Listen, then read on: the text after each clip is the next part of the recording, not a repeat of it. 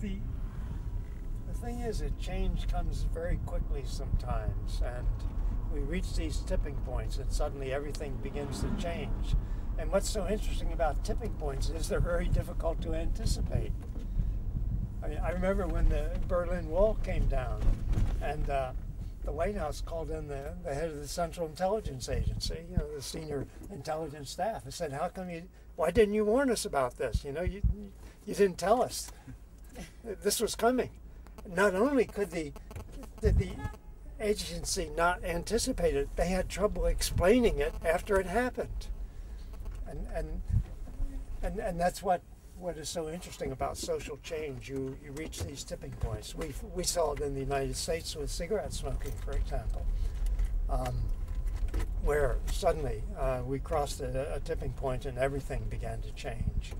Do you never yourself abandon the hope and reject to hopelessness? Someone said, things are so bad now we can't afford to be pessimistic. But more seriously, I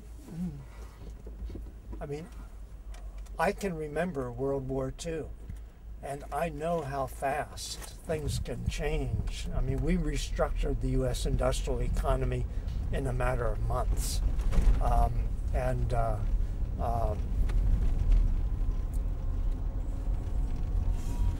We produced in a 3.5 year period 129,000 planes.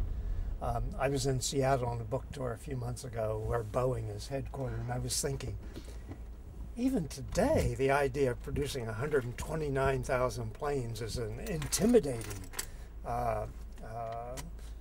idea, but we did it. How on earth do you end up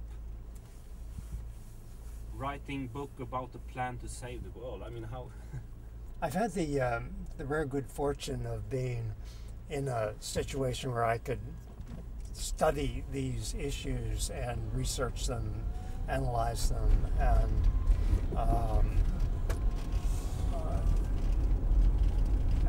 have. I enjoy the challenge of analyzing issues across disciplinary lines. One of the problems we face in the academic world, everything gets divided into disciplines and subdisciplines and specialties so narrow that a lot of the research that's done in universities loses its relevance.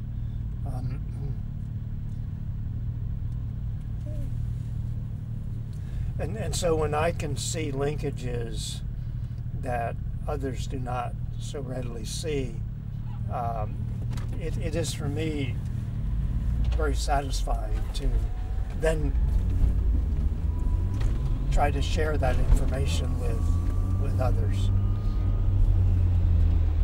I recently read another book. It's called Prosperity Without Growth. Tim Jackson's book and report in England.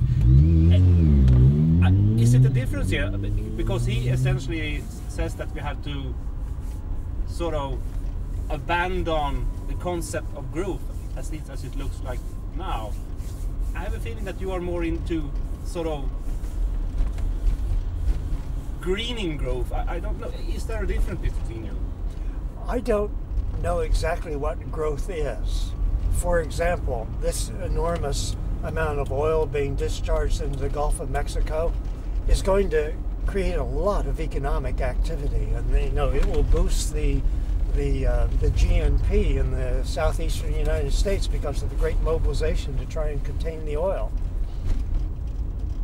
That's growth, according to the way we define it, because it increases economic activity.